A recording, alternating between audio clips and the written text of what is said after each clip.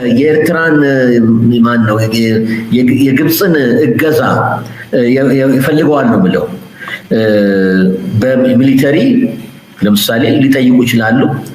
የግብፅን ኢንተርቬንሽን ሊጠይቁ ይችላሉ። እኔ በዩናይትድ አረብ ኤሚሬትስ አድርገውታልና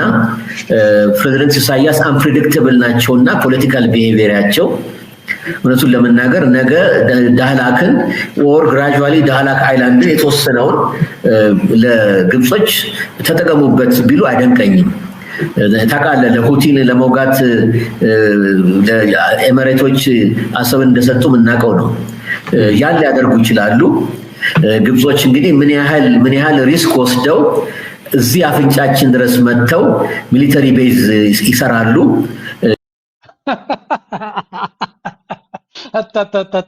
delusional ሃውታቲያን ኢና ንብሎ ነዚ እንታይ እስከ ዝብል ዘሎ ዓቕምኻ ዘይምፍላጥ ናይ ዝሃገር እዚኣ እኮ it's a joke. This is a joke. እንታይ ዝብል ዘሎ ፕሬዚደንት ናይ ኤርትራ ክትግምቶ ትኽእል ዓይነት መራሒ ይኮነን። ስለዚ ምናልባት ብዙሕ ስምምዕ ክገብሩ ይኽእሉ ጥራይ ዘይኮነስ ንግብፂ ናብ ዳህላክ እተው ክብሎም ይኽእል ኸውን ኣብ ዳህላክ ቤዝ ንክገብሩ ከፍቅደሎም ይኽእል ኸውን ምክንያቱ ኣብ ግዜ ኩናት ናይ የመን ዝነበረ ምስ ኢማራት ተረዳዲኡ እውን ዓሰብ ሂብዎም ነይሩ እዩ ኣብ ዓሰብ ቤዝ ንክጥቀሙ ኣፍቂድሎም ነይሩ እዩ። ስለዚ ንግብፂ ከምኡ ክብሎም ይኽእል ኸውን ግን እቲ ሕቶ ዘሎ ግብፂስ ክንምንታይ ድፍረት ክንምንታይ ኮንፊደንስ ህልዎም ኣብ ኣፍንጫና ንክመፁ ውዳ ማን ከጥርፈኒ ሰብ እዚ ንስኻ ግብፂ ኣብ ሶማልያ ኣትያ ኣላ ናብ ኤርትራ መን ይኣቱ ንሕና ኤርትራውያን ኢና ንውስኖ ንዓኻ ዝምልከት ኣይኮነ ኣፍንጫኻ ኣይኮነ ዋላ ከንፈርካ ኣይኮነን ካብ ኣዲስ ኣበባ 60 ኪሎ ሜትር እዮም ዝዋግኡኻ ዘለው 100 ኪሎ ሜትር እዮም ዝዋግኡኻን ዝድክሩኻን ዘለው ሰራዊትካ ድማ ብዕ ስለ ዝማረኽን ዝቕተልን ዘሎ ንስኻ ናብ ኤርትራ ከይድካ ኮማንድ ንክትገብር ትእዛዝ ክትብ መን ኢኻ ንስኻ እንታይ ስልጣን ኣለካ እንታይ ዓቕሚ ኣለካ ዓቕምኻ ደይምፍላጥ ሃውታትያን ስለ ዝኾኑ እዞም ጎረቤት እዚኦም ናይ እዚኦም ነገር ግን ኣይውዳእኒ ዝበልና በዚ እዩ። ስለዚ ናይ ብሓቂ መስሓቃት ዝኾኑ መራሕቲ ዓቕሞም ዘይፈልጡ ደረጃኦም ዘይፈልጡ ኩነታቶም ዘይፈልጡ ህሉ ኩነታት ናቶም ድማ ከንብቡ ዘይክእሉ እዮም። ስለዚ ኤርትራ ምስ ግብፂ እንታይ ዓይነት ዲል ክትገብር እያ ባይ ዘ ወይ ንሕና ኤርትራውያን ከም በዓላነ ማለት እዩ ኤርትራ ዓበይቲ ዲል ክትገብር እያ ኢና ንደሊ ዘለና ዓበይቲ ወታደራዊ ስትራቴጂካዊ ዲልስ ክትገብር እየ ዘለኒ ስለምንታይ ንጎም ምሸትን ከብዶሞ ምስ መሉ ኣብዚ መፅኦም ክራጉሑልና ኣይደልን ያነ መንእሰይና ኣብ ግንባራት ክበሊ ኣብ ግንባራት ኮፍ ክብል ኣይደልን እየ ንሕና ጠቕላላ ዕላማና ናተኩሮና ናብ ቁጠባ ክኸውን እዩ ሳና ዝኣቱ ንሕና ቸክ ክንገብሮም ንኽእል ሓይልታት ግን ሴኪሪቲ ናትና ልክዕ ከማና ዘገድሶም ሃገራት ናይ ቀፃልነት ናይ ኤርትራ ዘገድሶም ሃገር ንሳቶም ሽርክነት ክንገብር ክንክእል ኣለና መምፅ ፀገቡ መመፅኦም ዘዘርከበ ስርዓት ሓመድ ፋጫና ከስትየና ይንደልና ስለዚ ፕሬዚደንት ኤርትራ ከምቲ ንስኻ ትብሎ ዘለኻ ኣይሆፕ ይገብሮ ንዓና ብዘርብሕ ቀፃልነት ናይ ኤርትራ ልውላውነትን ግዛታዊ ሓድነትን ኣብ ዘኽብር መንገዲ ያሬት ይገብሮ ኤርትራ ምክንያቱ ካብዚኣቶም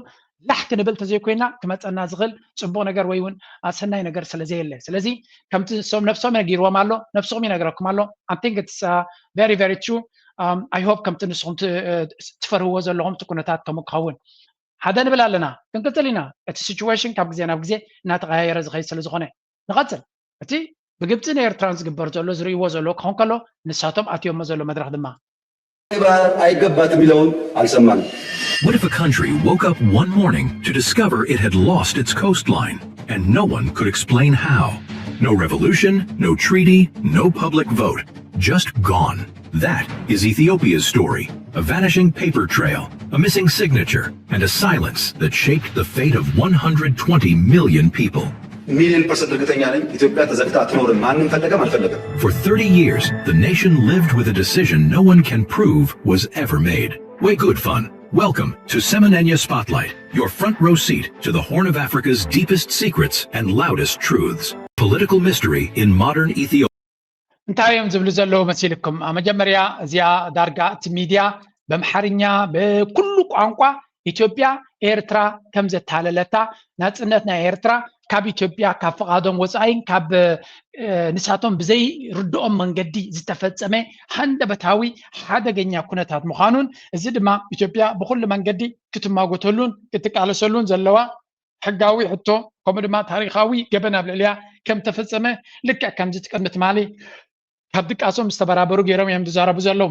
እዚ ድማ ግብፅን ኤርትራን ብዛዕባ እዚ ጉዳይ እዚ ፅቡቅ ዝኾነ መርገፂ ሂቦም ኣለዉ ስለምንታይ ኢና ክንብል ዘለና መጠን እቲ ናይ ኣቢ اندرا بميدياتات ناتو زقصله بومتن إيرترا بعالم درجة لولاونتان جزات وحدنتان كخبر سلة تسعر زلا بزح دقف كتركب يا كالوت حيل تقدمه في الليل لولاونتان إيرترا زجد سو هاجر دما سلمت زجد سو كلكم قالوا بتحقنا عالم تراي كونس إيرترا كم هاجر نختلو استراتيجي كورم حقهم نزخونه هاجرات في الليل دما أبي مجابرنا إمارات سلو زخونه الساتون بفتسم أبتبوتات كموت زيد اليو حيلتات إيرترا نكحجزوا أبي أحمد دما نتوك قبروز دولي حاجات كالتيفهم نخ قبرو دفيد زفتر زلو مراحيهم زبلو سلازي أبي أحمد زقبرو زلو ميديانات زقبرو زلو كل كناتات كاب جزي أنا بجزي نيرترا مليس حاجات كم تركب زقبرو زلو سلازي نحنا 1,000,000% رجس أنياتاتنا أفضل جبحري جدا كنركب مخانا كابزين العالية لنا سمعوا زين يكون أبزي we are 1,000,000% sure إيه بحري كنركب 20 مخانا million people. 1,000,000% እርግጠኛ ነኝ ኢትዮጵያ ተዘግታ አትኖርም። ማንም ፈለገም አልፈለገም። For 30 years, سلازي زياك على زيات رايسي أواجنا الكوينات يا 100% رجزانيا ديكونس 1,000,000% رجزانيا إثيوبيا بزي بحري تأتيا كتنبر كم زي كونت يزبل زلوا so what exactly زي زربازيا ما نم دبلومات ويون عالم لخاوي حقي ويون ما راح نحكي على هاجر كسمع خلوا أنت مالتي وهم من قد يخاطرك أفدق بحري جغرافيكالي يبلكا سلازي لولاو مريتنا كال هاجر كتورك كل علىك نعون مقبار كخلو زخل justification ويون سينما قوتن مخنياتن يدفتر دلو سلازي كورر كم زغل نجبزاويان يكون كالوت حيتات نصور زخانه intention كم زلو يتنقر زلو نيرترا دما نزي كونتات زي حدا قلتم سلا زلو اكت مكتايا مخنياتو كابزياتهم لمجمريو ما يكونن كم زمصنا لدلو كالاي دما نخالوت حيتات نيرترا مس يرترا شركنت كغبرون زدليو بزقربا منقدي زنغروم زلو اتكونتات دما اتزبلصي اتا قند جن ኢትዮጵያውያን እንኳን ላይ ነት ገይም ናይ አቢ ጽቡቅ የሮም አንቢቦመለው ጽቡቅ የሮም አንቢቦመ ስለምታይ አንቢቦመለው ኤርትራ ቲ ኢትዮጵያ አብይ አሕመድ ዝሓቶ ዘሎ ሕቶ بمسرة حسوت متعلل حسوت متعلل زربا مخانو has reopened a wound the country thought was sealed, and with a single question, he has shaken the foundations of the past. መጀመሪያ ኢትዮጵያን የቀይ ባህር አክሰስ ያሳጣው ውሳኔ ማን ወሰነው? ካቢኔው ይሆናል ብለን የካቢኔውን ዶክመንት ብናገላብጥ የለም ካቢኔው አይቆም። Who signed away Ethiopia's sea if no one ever signed it? This is not nostalgia. This is not revisionism. This is a sovereignty question without a signature, a disappearance without a document, a national loss without a legal owner. Because if there is no official سنتايم تبلو زلو من يو لولاونتنا يرترا تريملو بخميو زل لولاونت زكايدو نزبل نحنا بزح زين دينا مليسنا يو تتصبق ملسجن إثيوبيا هنك ملسوا خلوي انتاي لو مليسملو بروفيسورات كم زناتو فيك دكتور دا يكونسي ريل دكتوري زلوم ريل education زلوم إثيوبياويان أكندي أبي حسوت أتينا مزجورة بابتنا حماق تاريخ نقدف حماق تجاب نفتر كابولدن ولد زخيد باسن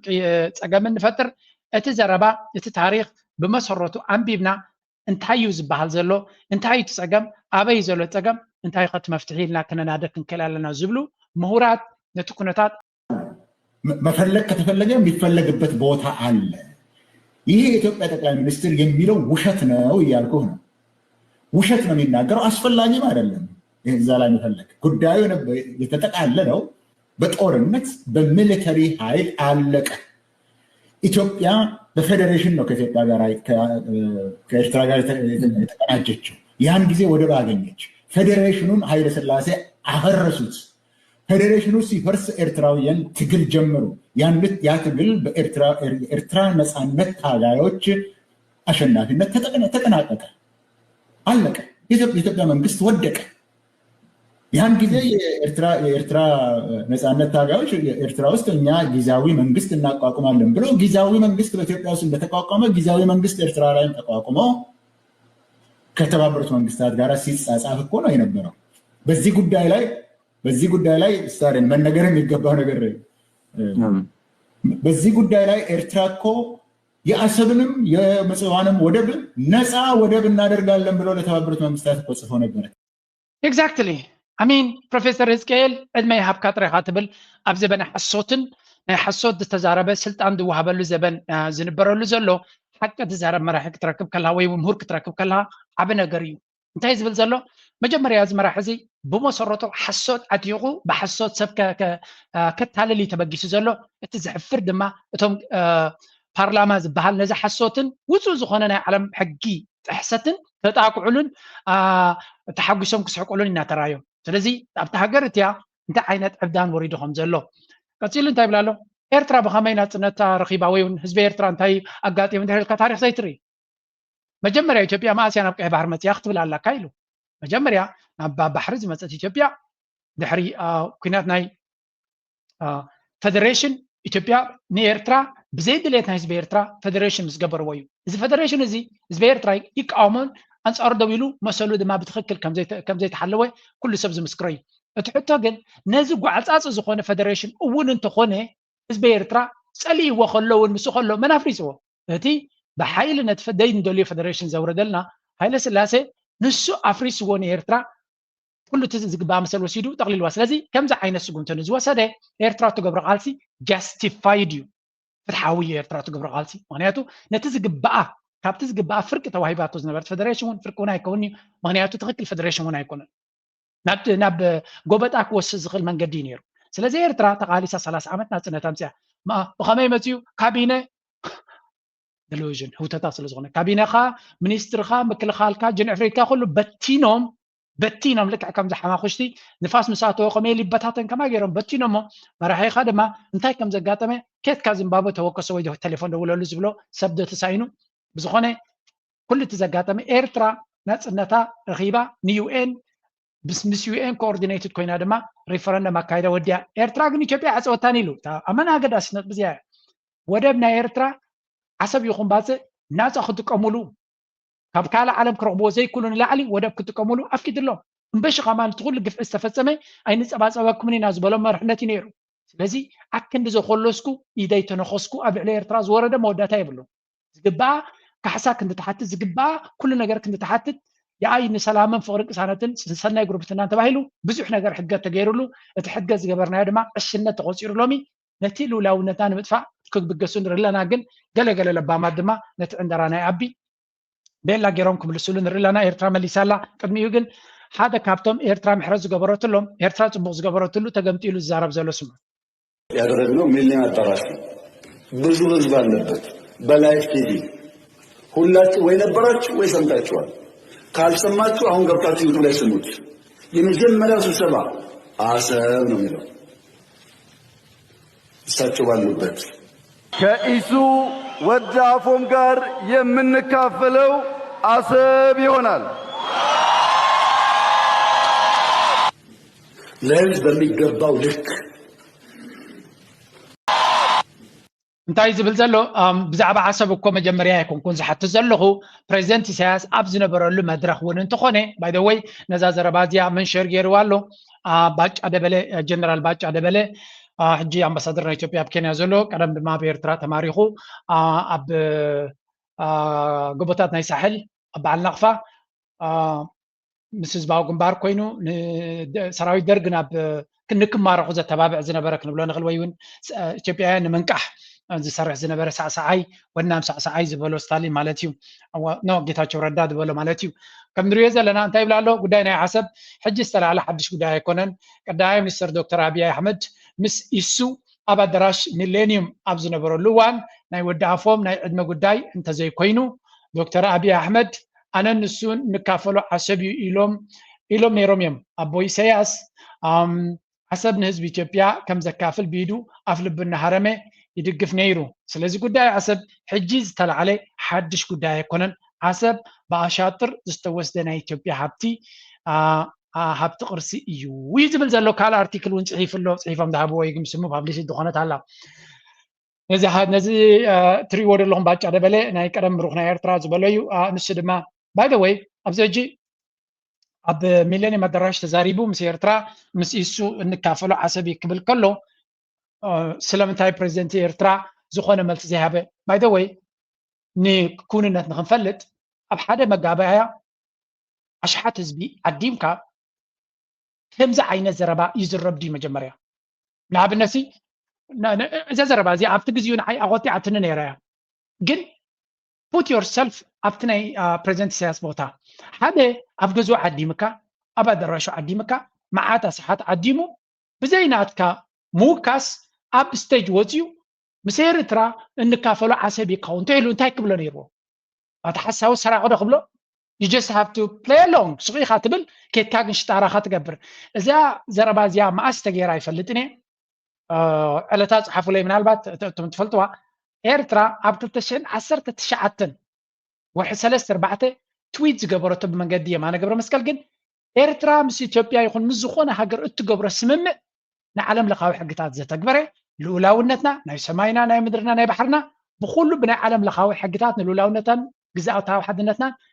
ዘኽብር ንዓለም ለኻዊ ሕጊ ድማ ዘኽብር ንኣምበር ካብ ወፃኢ ንገብሮ ዲል የብልናን ኢሎም ፅሒፎም ነይሮም ሽዑ 2019 እየትብለኩም ስለዚ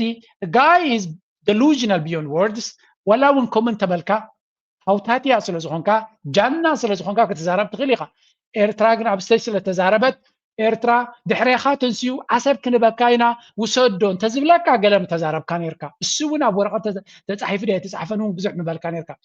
ብግምጣሉ ኣብ ናይ ጅዳ ዴክላሬሽን ወይ እውን ስምምዕ ክገብር ከሎ ኣብ ጅዳ ዲ ኣብ አቡዳቢ ክኸይድ ከሎ ተሰማምዕዎ ንውዕል ንውሳኔ ኮሚሽን ዶብ كخبر مخانو أبز سمعهم صبغ يرى مليسهم لله نعو يكون نتي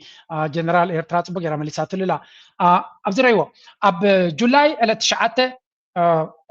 ورشوعته كتشنا أصر شمنتن إيرترا إثيوبيان ركب كقبر خلو accompanied by senior officials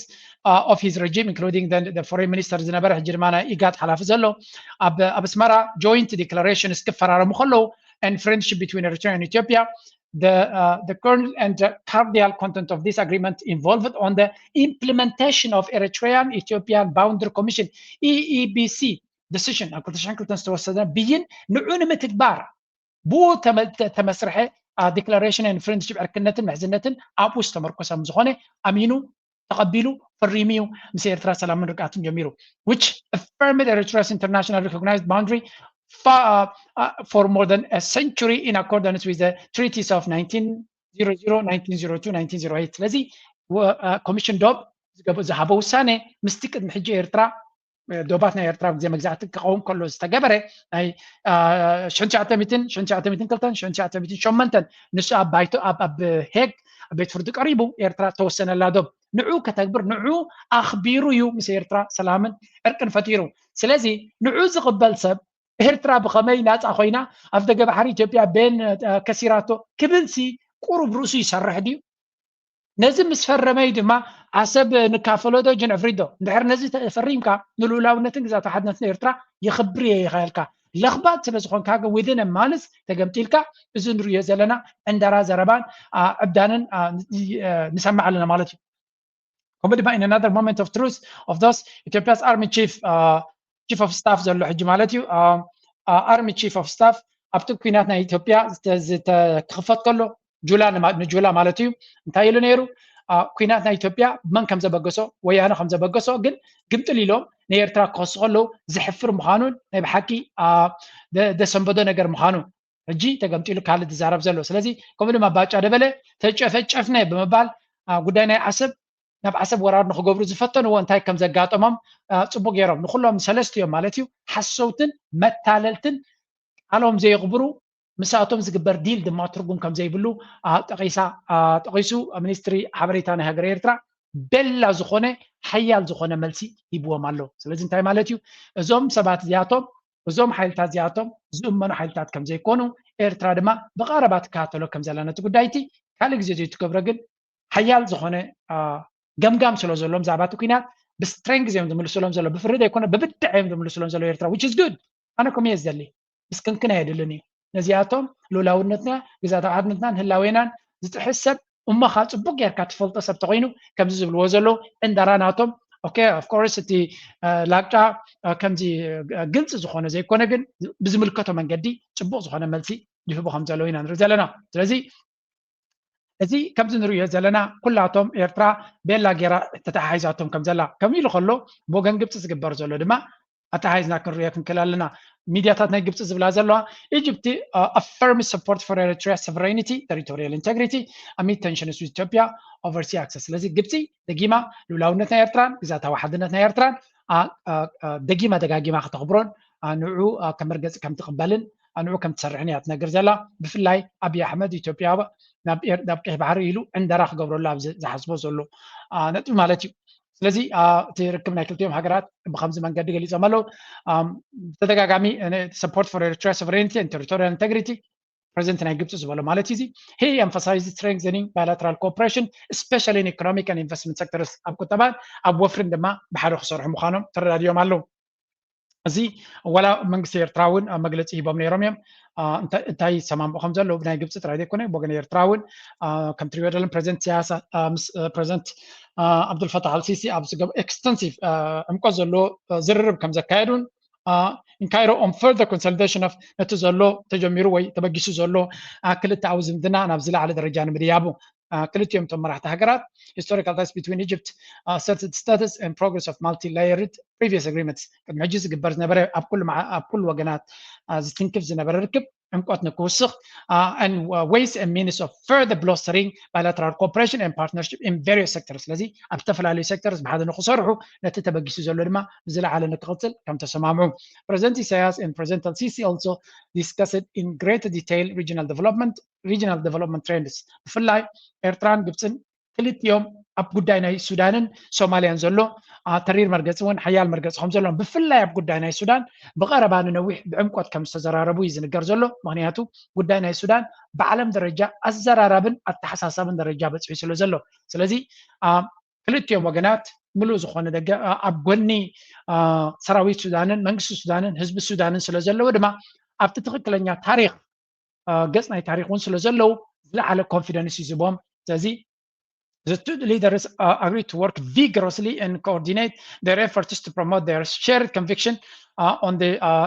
inviolability and territorial integrity as well as stability and peace of countries in the region. ስለዚ ክልቲኦም ብዘለዎም ዝተዋሃደ ብዝለዓለ ዓቕሚ ኣብቲ ዞባ ሓድነትን ግዛታዊ ሓድነትን ልኡላውነትን ንክኽበር ክሰርሑ ምዃኖም President Isaias reiterated Eritrea's firm solidarity with the people of Sudan ኣብ ጉዳይ ናይ ሱዳን ድማ ኤርትራ መርገፂያ ተሪር ምዃኑን ልኡላውነትን ግዛታዊ ሓድነትን ሰላምን ናይ ሱዳን ኣበርቲዖም ክሰርሑ ምዃኖም ክትሰርሕ ምዃኑ ኤርትራ ፕሬዚደንት ኢሳያስ ደጊሙ ቃሉ ሂብሎ ማለት እዩ ከም ንሪኦ ዘለና ክልቲኦም ኣብ ብዙሕ ነገራት ዘራኽብ ስለ ዘለዎም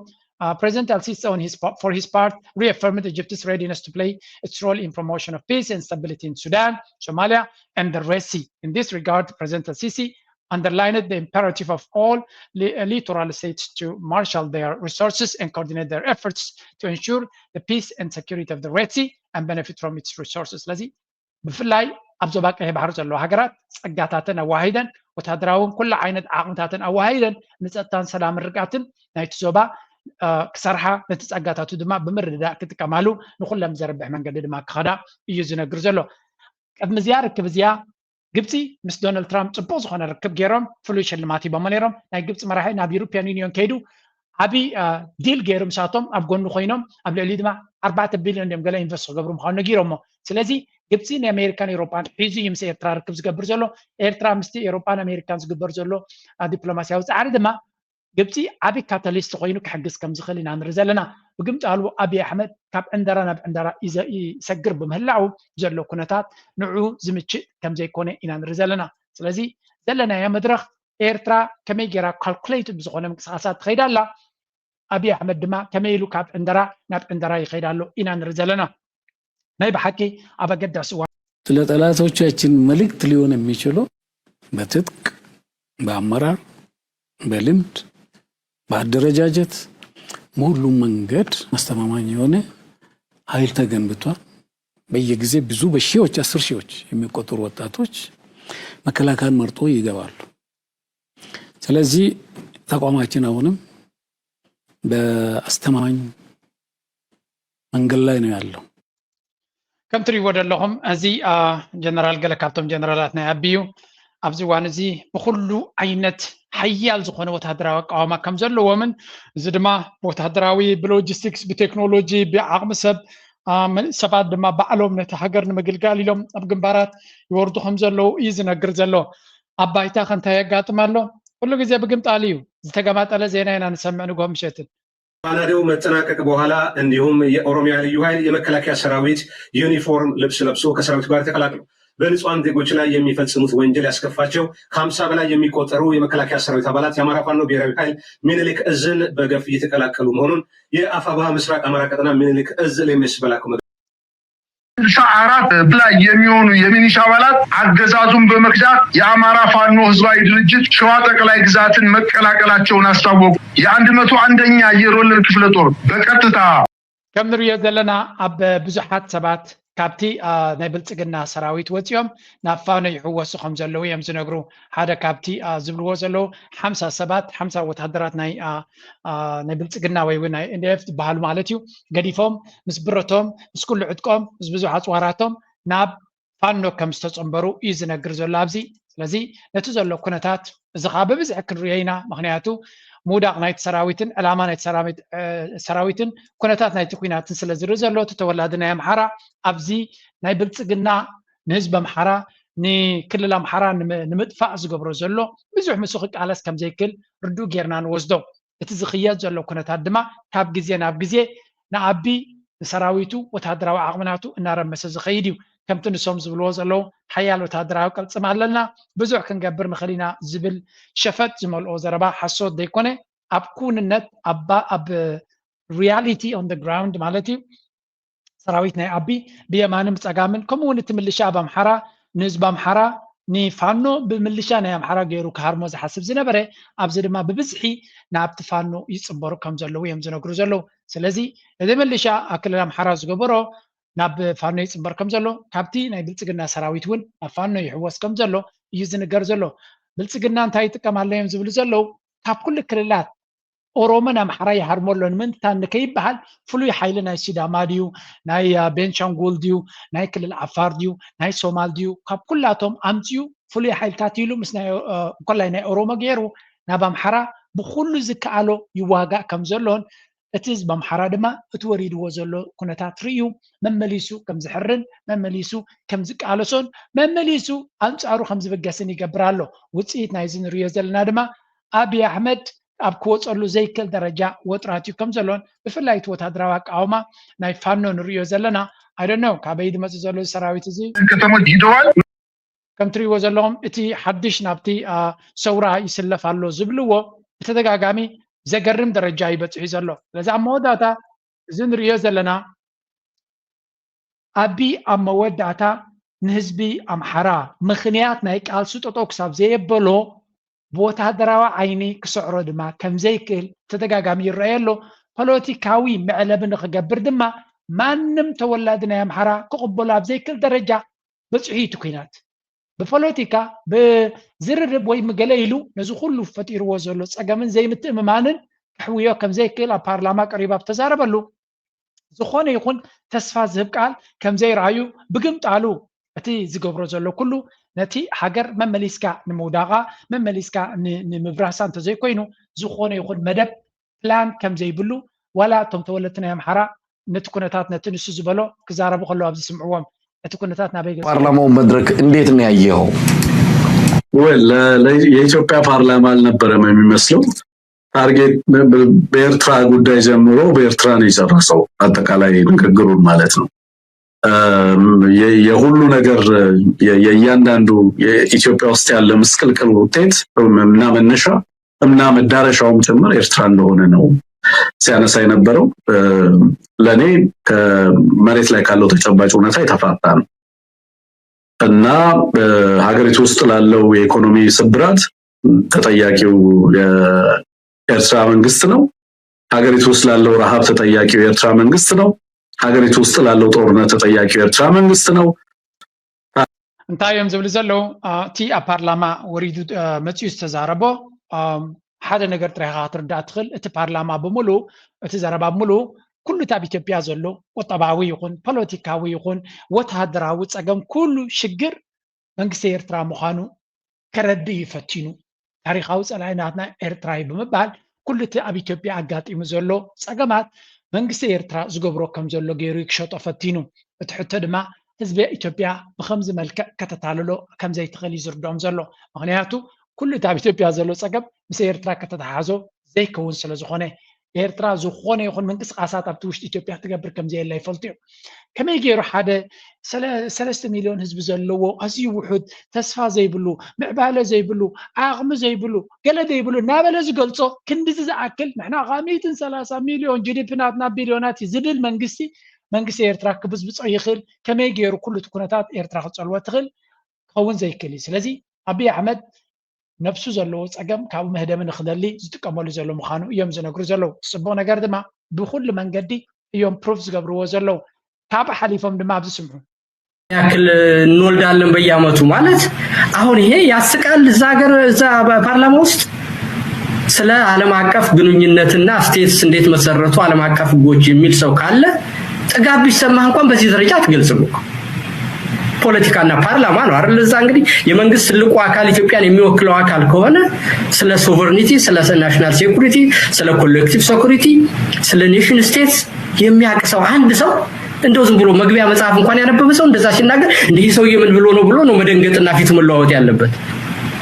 አይደለ በአለም ባሉ ገለ ያደለቀኝ አሜሪካን አስታርቀኝ አሜሪካን አውሮፓን አስታር ብሓፈሻ እንታይ ዝብል ዘሎ ኢንጂነር ይልቃል ድማ ኣብዚ ዋን እዚ ሻርፕ ኮይኑ ንአብይ አሕመድ ፅቡቅ ገይሩ ዝሃርሞ ዘሎ ፖለቲከኛ እዩ አብይ አሕመድ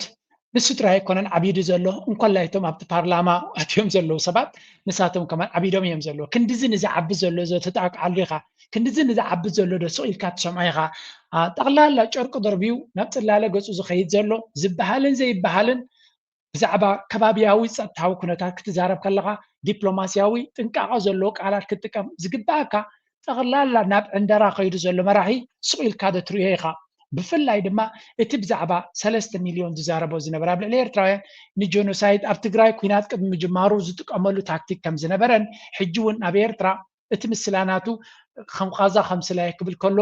ኣብ ልዕሊ መንግስቲ ኤርትራን ሰራዊት ኤርትራን ዘይኮነ እቲ ዕላማ ንህዝቢ ኤርትራ ናይ ምፅናት መደብናቱ ክሳዕ ክንደይ ርሕቀት ክኸይድ ከም ዝኽእል ንዓለም ዝገለፀሉ እዮም ኢሎም ዝነግርዎ ዘሎ ስለዚ ኩሉ እቲ ዝበሃል ዘሎ ብዓይነቲ ክገብሮ ዝኽእል እናረኣናዮ ንኸይድ ኣለና ፅቡቕ ነገር ናቱ ድማ ካብ ግዜ ናብ ግዜ ወላ እቲ ፖለቲካ ናይ ኢትዮጵያ እናነፀረን ፅቡቅ ገይሩ ከግዶ ጀሚሩ ስለ ዘሎ ዘገርም እዩ ሓንቲ ቪድዮ ላ ንግረ መንገድኩም ከተስዖኩም ትኽእል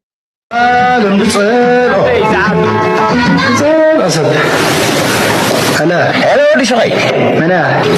تنيني أركبات تنقع تنقع أركبات يملكها مني باتو ودي شغي كونك تقاقي خلنا حلو حليل كادوي إيه كنت أقول بس خلا أنا قيس دي زلا كنتات يعلم داي عايز قبر وصلوا يو خمسنا قبركم نتسبت بوليتيكا قرب كتسقوا من فتاون زس الله يكونن بحق زقرم كنتاتنا نرزلنا توم تحبيهم زنبرو دماك مص جميرهم الله سلامنتاي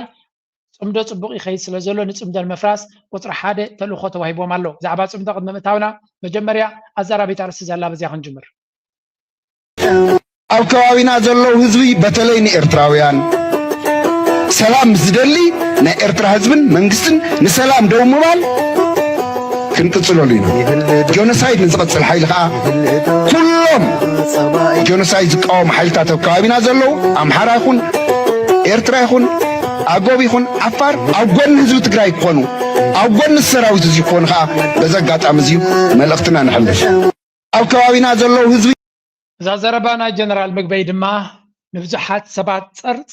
ፀር ተብሎም ዘለያ ምክንያቱ ንጹር ዝኾነ ጽምዶሲ ኣብ መንጎ ህዝቢ ኣብ መንጎ ኣክቲቪስት ዝኣምበር ናብ ፖለቲካውን ወተሃደራውን መራሕቲ ኣይሰገረን ኣለዎ ንዝብል ዝነበረ ዘረባ ንጹር ዝኾነ ዘረባ ግን ሰላማዊ ዝኾነ ዘረባ ድማ ሰላም ንዓቢ ሕማም ኮይንዎ ስለ ዘሎ ሰላምን ናይ ህዝቢ ፍቕርን ስኒትን ቀዳማይ ኣለርጂ ፈጢሩሉ ዘሎ ስለ ዝኾነ እቲ ኣለርጂ ድማ ፈሊጦማ ስለ ዘለው ህወሓት ብፍላይ ድማ ወተሃደራዊ ኣመራርሓ ናይ ትግራይ ጀነራል ጆን መዲድ ይኹን ወድም በይተይ ይኹን ጀነራል ምግበይ ኩሎም እንታይ ይገብሩ ኣለዉ ትክክለኛ ኣብ ማንም ግዜ ሰብ ክሕጎስ እዩ ዝግባእ ምክንያቱ ሰላም ምስ ህዝቢ ኣምሓራ ሰላም ምስ ህዝቢ ኤርትራ ሰላም ምስ ካልኦት ኣብ ዙርያና ንዘለዉ ሰላምን ርግኣትን ናይዚ ዞባ ናይዚ ከባቢ ምዝደልዩ ሓቢርና ክንሰርሕ ኢና ክብል ከሎ እንታይ እዩ እዚ ከተጣቃዓሊ ዝግባእካ ሰናይ ነገር እዩ ዝምነ ዘሎ በኣ ብልቢ ድዩ ከሚሉ ወላ ካብ ኣፍዩ ኢልካ ኢኻ ክትዛረብ ትኽእል እምበር ሰላም ስለ ዝበለ ፀርፀር ከብለካ ይክእልኒ እዩ እዚ ፀርፀር ዘብለካ ዘሎ እንታይ ማለት እዩ ንስኻ ዩ ኣር ደ ኢቪል ሰላም ናይ ህዝቢ ዘይትደሊ ኢኻ ኣብይ ኣሕመድ ኣብ ፓርላማ ቀሪቡ እንታይ ኢሉ ምስ መንግስቲ ኤርትራ ዘባእሰና እኮ ውዕል ፕሪቶርያ ምፍራምና እዩ ንህዝቢ ትግራይን ንመርሕነት ህወሓትን ክድምስስ ይደሊ ስለ ዝነበረ ውዕል ፕሪቶርያ ጌርኩም ኢሉ ምሳና ተባኢሱ ስለዚ መን ንዓኹም ዝሓሊ ክብል ፈቲኑ እምበር እንድሕሪ መንግስቲ ኤርትራ ህዝቢ ትግራይ ከጥፍ ደሊ ነርቱ ኮይኑ ንህወሓት ከጥፍ እንድሕሪ ኮይኑ ድሌቱ እንታይ ክገብር ሰላም ክገብር ኣሎ somebody has to ask this guy ህዝቢ ሲ ቻሌንጅ ክገብሮ ይግባእ ኣብዚ እዋን እዚ ሰላምን ፍቅርን ምስ ህዝቢ ኣምሓራ ይኹን ምስ ዝኾነ ይኹን እሌት ናይ ኣምሓራ ልዕሊ ኩሉ ድማ ምስ ህዝቢ ትግራይ ብዘረባት ራዲ ይኹን ብተግባር እውን ዓበይቲ ስጉምትታት እናገበረ ወታደራዊ ምንቅስቃሳት ናቱ እውን እናለየ ካብ ዝግብኦ ቦታታት እናወፀ ንሰላምን ርግኣትን ናይቲ ዞባ ዝሰርሕ ዘሎ መንግስቲ ኤርትራ እዩ ስለዚ ኣብይ ኣሕመድ ዘረባ ናቱ ውፁእ ሓሶት ምዃኑን ዝገብሮ ዘሎ ተንኮል ድማ ካብ ግዜ ናብ ግዜ እናተጋህደ ይኸይድ ኣሎ ህወሓት ናብ ዩኤን እውን ደጊሙ ደብዳቤ ሰዲዱ ኣሎ እቲ ደብዳቤ ድማ ብዛዕባ ኩነታት ናይ ትግራይ ዝነግር ዘሎ ኣብ ውዕል ፕሪቶሪያ ጥሒሱ ኣብይ ኣሕመድ ኩናት ክጅምር ናባቶም ይገብር ከም ዘሎ ብፍላይ እቲ ኩናት ናበይ ምዃኑ ገለገለ ሰባት ኣይተረድኦምን ግን ንፁር ይመስል ዘሎ ኩናት ናበይ ከብል ከም ዝኽእል ይመፀና ኣሎ ናይ ኩናት ሓደጋ ናይ ኩናት ደመና ኣብ ልዕለና የንፀላለሉ እሞ እንታይ መዋፅኦና ክስታይ ነገር ኩናት ህልዩ ኣብ መንጎ ብልፅግና ኦሮሞ ኣብ መንጎ ትግራይ እዩ ዝህሉ እዚ እንታይ ወደ ናብ ካሊእ ጣጣ ኸይድ ዝብል እምነት የብለኝ ምክንያቱ አንተ ወታይ ለካይ ትግራይ ነዚ ምስ ኤርትራ ዝግበር ውግእ ነጥሞ ይረአ ይለሎ ስርዓት እዚ ሃንደል ኢሉ ናብ ትግራይ ዘይኣትወሉ ዘለዎ ሓደ ምክንያት ስትራቴጂክ ኣምቢጊቲ ስለዝገጠሞ ኣብ ልዕሊ ትግራይ ዝገብሮ ውግእ መን ከም ዝሳተፍ መንግስቲ ኤርትራ ኢዱ እግሩን ጠማሚሩ ዲሱ ዝብል ፋኖ እንታይ ዓይነት ሓይሊ ይፈጥር ሽዑ ካፒታል ሲቲዩ ሓደጋ ይወድቕ ዶ እዚኦም እዩ ኳልኩሌት ዝገብር ዘሎ እዚ እቲ ስትራቴጂክ ኣምቢጊቲ ማለት እቲ ጌም ንፁር ኮይኑ ማነጅ ክገብሮ ስለዘይከኣለ ክሻፍ እዚ ስለዘይ ኮይኑ ውግእ እንዳሕረልዩ ናይ መጀመርያ ውግእ ናይ ብልፅግና ኦሮሞ ኣብ ልዕሊ ትግራይ ዝኸውን እንተዘይ ኮይኑ ትግራይ ከም ዘላታ ገዲፉ ናብ ኤርትራ እንትኸይዱ እውን ካልእ ሓደጋ ስለዝኾነ ሓደ በቲ ዝበልኩ ከቢድ እዩ ናይ ትግራይ መሬት ተጠቒምካ ኣብኡ ትገብሮ ካልኣይ እንታይ ከም ዝገጥሞ ያው ኢንተርናሽናል ኮሚኒቲ እውን እንታይ ከም ዝገጥሞ ኣይፈልጥን ስለዚ ክገብራ ዝኽእል ህዚ ምስ ትግራይ ዝግበር ውግእ ናይ ውሽጢ ጉዳይ ኢሉ ንኤርትራ ከዓ ኮንቴይን ምግባር ፕሮፓጋንዳ ንስኹም ናውዚስ ክትሕጉሱ ሲትረፍ ንባዕልኩም እውን ኣብ ሓደጋ ስለ ዝኾንኩም ኢልካ ናሽናል ቦና ፀቕጢ ብምፍጣር ካብኡ ኮንቴይን ትገብሮ ማለት እዩ ናይ ውሽጢ ጉዳይ ዝገብር ዘለኹ ኤርትራ ኣብ ናይ ውሽጢ ጉዳይ ከይተኣቱ ገለ ዓጉስለይ ዝብል ኣውያት ብምስማዕ ኣብ ልዕሊ ትግራይ እዩ እቲ ናይ መጀመርያ ውግእ ክገብሮ ዝብል እምነት እዩ ዘለኒ ብርግፅ ኣብ ናይ ውሽጢ ጉዳይ ትእተው ኢሉ ንኤርትራ ክኸሰሉ ዝኽእል ሞራል የለን ውግእ ስለዝኣወጀላ ላልያ ማለት እዩ እሱ ግን ብሞራል ኣንፃር ምስ ስርዓት እዚ ምዝራብን እዚየ ይሰግሮን እዚየ ይጥሕሶን ኢልካ ምሕሳብን ስለዘይከኣል ባዕልኩም እውን ኣቶም ሰባት እዞም ናይ ትግራይ ኢሊት ነዚ ሰብ እዚ ብቐረባ ክሓትዋ ይግባእ እንዶ እስከ ክንደይ ሰባት ምሳይ ተሰማምዑ እዚ ግለሰብ እዚ ናምበር 1 ናተይ መረዳእታ ማለት እዩ he has to be very careful ምክንያቱ እዚ ሰብ እዚ he understands እቲ game plan ናይ ኣቢ ጌም ፕላን ናይ ኣቢ ክትርድኦ ሓደ እዩ ጌም ፕላን ናይ ኣቢ ድማ ብቀሊል ቋንቋ ማንም ሰብ ክርድኦ ብዝኽእል መንገዲ ኮሚዩኒኬት ክገብር ዝኽእል ምሁር ኣብ ትግራይ እንተሎ እዚ መምህር ኣብርሃ ተኽሊ እዩ because ኣብዚ ቻነል ብዙሕ ግዜ ኢና ንዛረብ ኣብይ ኣሕመድ ናብ ኤርትራ ኩናት ዘይጀመረ ኩናት ስለዘይደለየ ወይ ድንጋፀ ስለዘለዎ ዘይኮነሲ ኩነታት ስለዘይመችኣሉ ዓቕሙ ንዑ ስለዘየፍቅደሉ ጥራይ ኩሉ እቲ ዝገብሮ ዘሎ ዘይከደሉ ስለዚ ኣብ ትግራይ ዘሎ ህዝቢ ኣብ ትግራይ ዘሎ ኢሊት ኣክንዲ ንሓትሕቱ ክባላዕ ዝውዕል ኤግዛክትሊ እታ ኩነታት ይነግሮም ኣሎ ሰብ እዚ ምክንያቱ ኣብይ ኣሕመድ ናብ ትግራይ ዝገብሮ ዘሎ ኩሉ ነገራቱ ኣብ ሰሜን ክገብሮ ዝደሊ ዘሎ ኩነታት ስለዘይተመቻቸኣሉ እዩ ናይ ፋኖ ጉዳይ ካብ ትፅቢቱ ወፃኢ ስለዝኾነ ናብ ኤርትራ ክገብሮ ዝኽእል ድማ ስለዘይተኣማመኖ ስለዚ እንታይ ይገብር እዩ ምስ ኤርትራ ብዝሰፍሕ ፕሮፓጋንዳ ናይ ኩናት ቀሪቡ ከም ዘሎ ሽዑ ካልኦት ሓይልታት ነቲ ጉዳይ ትክሕዝሉ እንተኽኢሎም ኤርትራ ኮንቴይነት ኮይናትሉ ስለዘላ ንኤርትራ ገዲፉ ንትግራይ ከም ብሓድሽ ከይዱ ንትግራይ ክጭፍጭፍ መደብ ከም ዘሎ ተጋሩ ከም እዮም ክሓስቡ ዝግብኦም ቢካዝ ኤርትራ ምሶም ውግኣይ ትደልን እያ ዘላያ ብዛዕባ ኤርትራ ክዛረባ ይግብኦምን እዩ ኤርትራ መሓዛ ትኾነካ እንተደይ ፈቲኻ ንኤርትራ ድማ ገዲፍካያ ኣብ ኣጀንዳኻ ክትከውን ይግባእ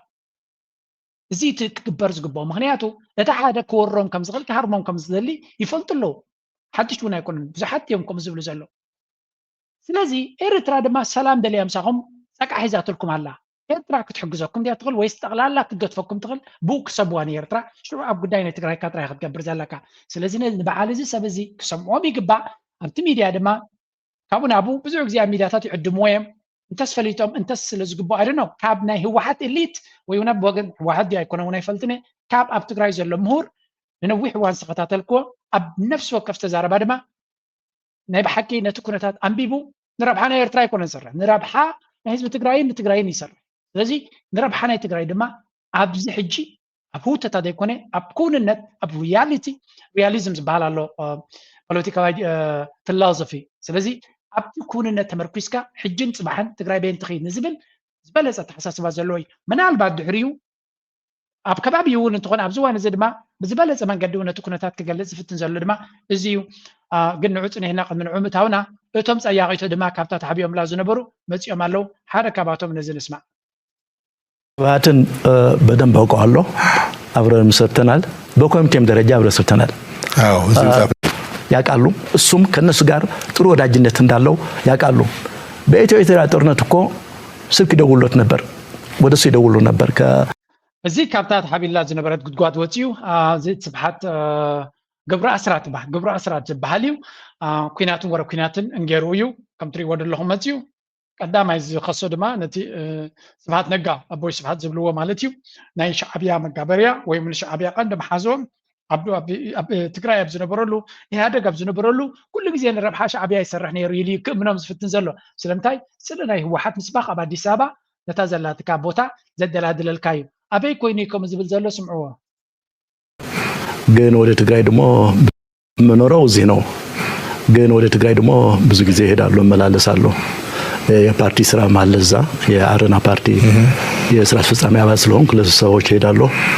እንዲሁም በራሴም ሁኔታውን ለመከታተልና ለማየት እሄዳለሁ ድሮ በስፋት እንቀሳቀስ ነበር እዛ በፓብሊክ ትራንስፖርት እሄዳለሁ የትም ቦታ ራያ ሽሬ አድዋ አክሱም አሁን ይሄ አይቻልም በጣም ተገድቧል የተገደበበት ምክንያቱም የጸጥታ ሁኔታ አስተማማኝ አይደለም እንግዲህ ከዛ ልጀምር ትግራይ ውስጥ የህዝቡ ትልቁ ስጋት አሁን ያለው የጸጥታ ስጋት ነው ማን እንደሚገድል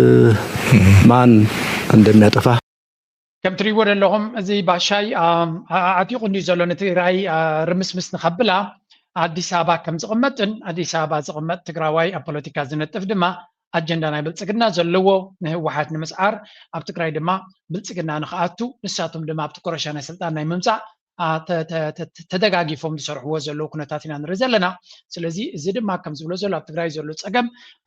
ከምቲ ዝደልዩ ኣጀንዳታት ንክገብር ከም ዘይፍቀደሉ ዘለዎን ፀጥታዊ ኩነታት ናይ ትግራይ ሕማቕ ስለ ዘሎ ድዩ ወይስ እቶም ኣብኡ ዝነብሩ ዘለዉ ዳ ኣብ ሕማቕ መሪፆም ድዮም ዝነብሩ ዘለዉ እሱ ስለ ዝኾነ ዕጮም ድዩ ወይስ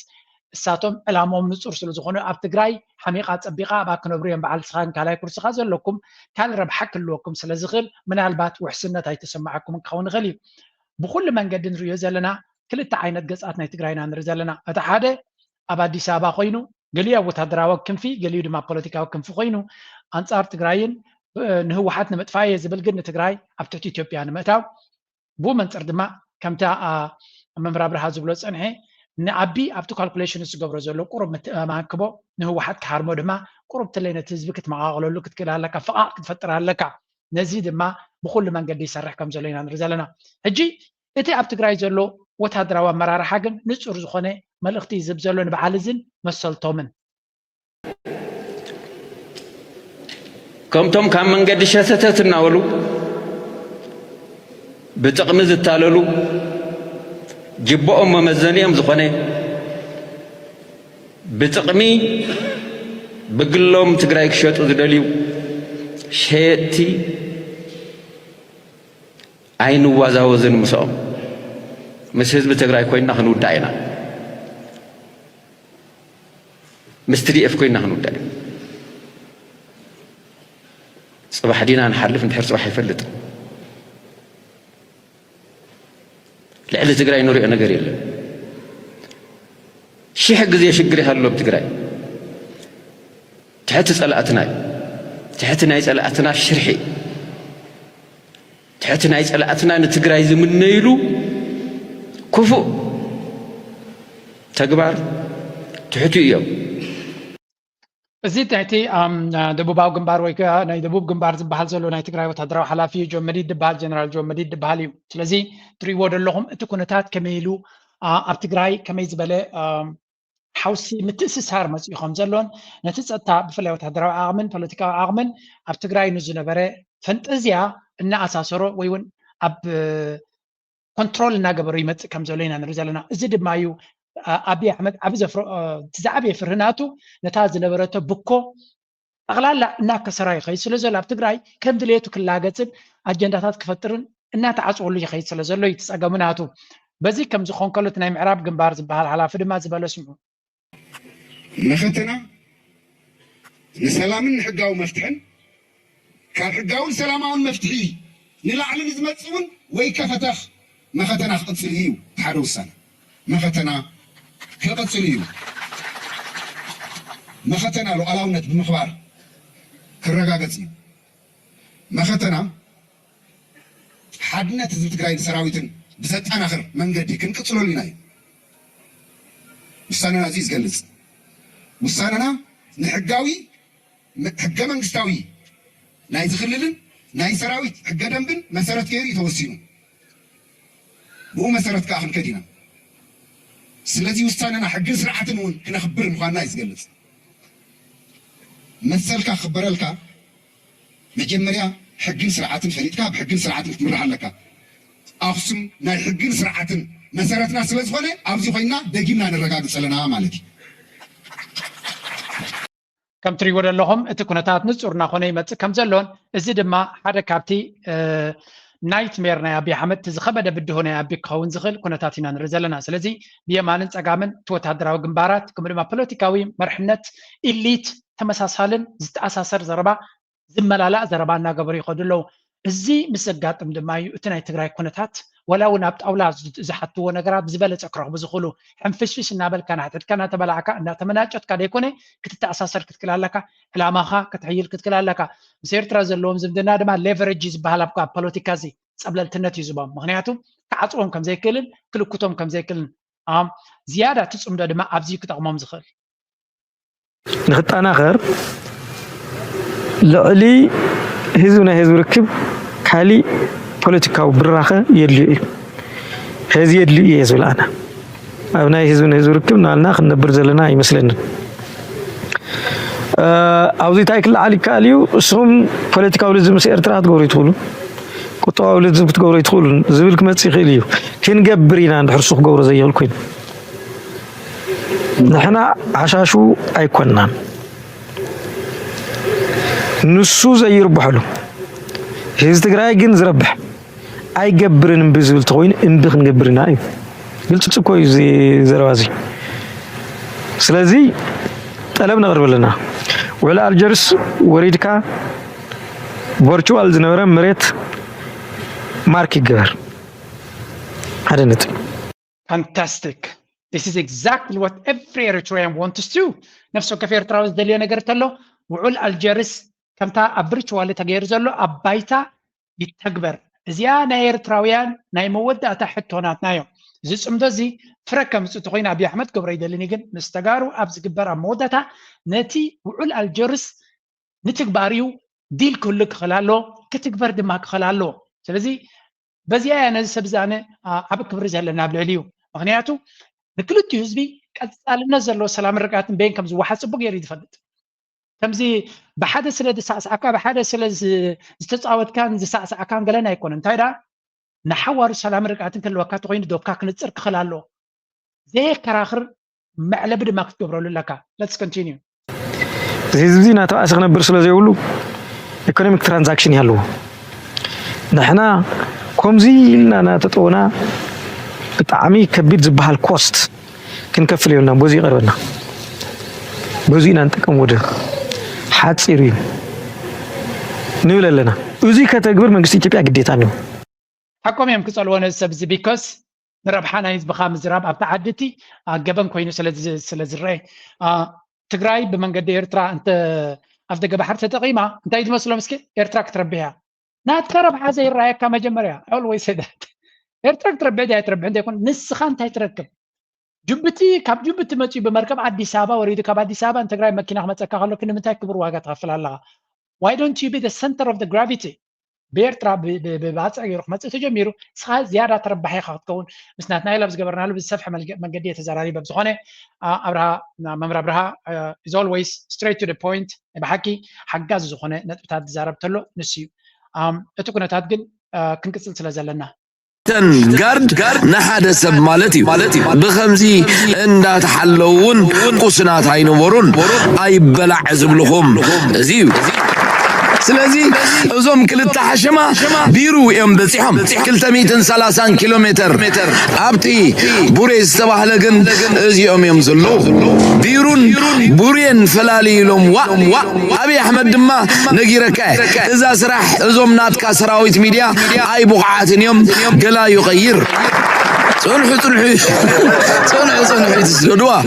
القباب بلنا نبلشو محدرة أول 4 عندي استقاوموا من أسيات قواني نتي بما أخلهم سنتيو ناب الديسابة زحلف مسمر سرقيات جبوت الديسابة معزاو سلف كايدهم حتى زمن أسيات بغندو نلعل عمد زغدا سنة سوري 6 ماين مقبن كوينو كمون نياستات شمونت أوارح دوموس كم زي تخفلهم زمن أسيات قوماتات ممكسل استفل علي شرحوتات إزوميم نت مسمر ترجيا عتيمو نيناي ترجيا دطبلو لهم نمسمر جيبوتي أديس أبابا إذا هو يزورو لبا من تخينا أنفتو يرديو لك حبوي ويو أول سعيد مسمر جيبوتي أديس أبا شعبي لا بيلا عدوخ قبلو تخولو اللو مسبله زقوارتو زغنيو سراويت كدا ناوي بولو زبليو سلازي نمن اسيات قواني خقواتاتر زي كالا حيلتات تابي احمد نمحورات سليا شعبيا خقواتاتر يخيليو يلو زحسب انتليو يواهي ولو ليدك حوابوي ريوال لكم زازر بخمي تخيد الله اول كماشمر امسيلو استراتيجي ينقرو يزلو انتاي كقاتم كم زغلي ينقرو يزلو because this is kind of warning بعدين قاطع يزبزلو ኤርትራ ምስ ኢትዮጵያ ገጭፍ ኩናት ከተካይድ መደብ ከም ዘይብላ በዚ ካትፈልጥ ስትራቴጂካሊ ካንቁ ወጥራዮም ዝኽሉ en ሻዕብያ ብፈልጥዎ ነገር ተላብ ኩናት ከም እዩ ደርግን እኮ ባጽዕ እኮ ዝኸበደ ኩናት ነይሩ እንታይ ገብሩ ባጽዕ ከይዶም ደሪልካ ካንቁ ወነተ ጸላይ ንነፍሱ ወከፍ አሽከር ናይ ደርጋ ኢትዮጵያ ኣብ ኤርትራ እቲ ዘሎ ክትዋገቱ ኮይንካ ዘመናት ክወዘልካ ባጽዕ እንደርሄስካ ግን መሳሪፍ ዝበሃል የለን finito so they know the strategy ሕጅውን የተንብህሉለው they're not going to fight you they're going to catch you off that's the secret anyway ينقرو يزلو مبال كالا يزي نقير ولو بزيت organize بزي كونو من قدر كن عصو تغيلنا انتا كنقبر كم نخلاف سيريس كوينات نلبام عمتو ليقن عميت كالو زردا كاتر خب كايو تحرخن داينا بلبوم زملو سوزلو سبات جي نابتي مودة تلبوا قطال خقبراز دالي باقيرنا كي كله زعب حلفي قالي بمنيات مالتي تاريخنا خمزي نيرو قال اب تاريخ تمالت راحي بزعت السبب 85 5 تغيروا بسبعات كلتا تغيروا 7 كلتن 5 تغيروا 6 حدن 5 تغيروا 9 8 5 تغيروا 13 حدن 3 تغيروا بزوح معلت بزوح دكات نايتمالي حجر حنتا تا 8 10 سنين 10 8 نقبرها تاي مالتي 8 500 ناي مزايخه 10 500 تخاد حد حلف كن حليفي حجنا 8 500 كل حيل خان قميت خون كله إيرترا 2025 لنا 2030 انت تكونها 2040 انت تكونها 2035 انت تكونها بينها هيكونت ዛ ዳንዝ ብላ ዘሎ ኣብ ናይ መወዳእታ ምዕራፍ ከም ዘለና ናይ መወዳእታ ፈተና ናይ ኤርትራ ይዘጋጥም ዘሎ ኢና ንብል ኣብይ ኣሕመድ ነዛ ኢትዮጵያ ትበሃል ሒዝዋ ባዕሉ እንዲዘጥፋ ዘሎ ስለዚ ኤርትራ ናይ መወዳእታ ብድሆናታ ካብ ኢትዮጵያ ኢና ንረክብ ዘለና ኮይኑ ይስማዓኒ ምሳይ ትረዳዱ እንትኮንኩም ወይ ካብ ናተይ ዝፍለጥ ኣለኩም ኣብ ኮሜንት ሴክሽን ጻፉ ላይ ስለዚ የስ መኸተ ዘድልየሉ ናይ መወዳእታ መኸተ ዘድልየሉ ግዜ ኢና ዘለና ብትክክል ድማ ንጽባሕ እንታይ ክንከውን ኢና ኤርትራ ናበይ ገጻ ክንከይድ ኢና ሓንጎልና ብግሊ ደረጃ ጽባሕና ኤርትራ እንታይ ገብረላ ያነ ብኸመይ ከበርክተላ ኽእል እንታይ ኣስተዋፅኦ ክገብር ኽእል ብግልኻ بحجر درجة أورجنايز نخدجبر جزيز وسط قينو بقول لخا نسخة أبي بوتا كتصعوتي خاني إيرترا أنت كتجبر لها بين كتجل لها بين كتعميها بيزنس دي خا تجبر بيت مرتي دي كتكفت حكمنا دي خا تكفت حكيم كوين كاري خسر حلا ممهر كوين كاري خسر حلا أنا إرت ميكانيك كوين كاري خاص نتوقع تبع كتبركتلو نحرشاكي لا كوين كاري خا تبركتلو think about that restaurant غير كادي هوتيل غير كادي أبدا جزء لها بفلاين إيرترا بخميك كتعمي خليل كاخت حسبلو ادخل جزينا زلنا بو منصرنا كلنا حسابات دما نتحجر نصبح بيك نوزينا ابزبل كحق سلازخونه كل جزيه كنا زخاخرين انا زنت بزي نايلو مارسي ابز خودي لايك جبروا شير جبروا ريتو من حسابكم اكافلوا دغف دما نابلنا بزي هنقتفكم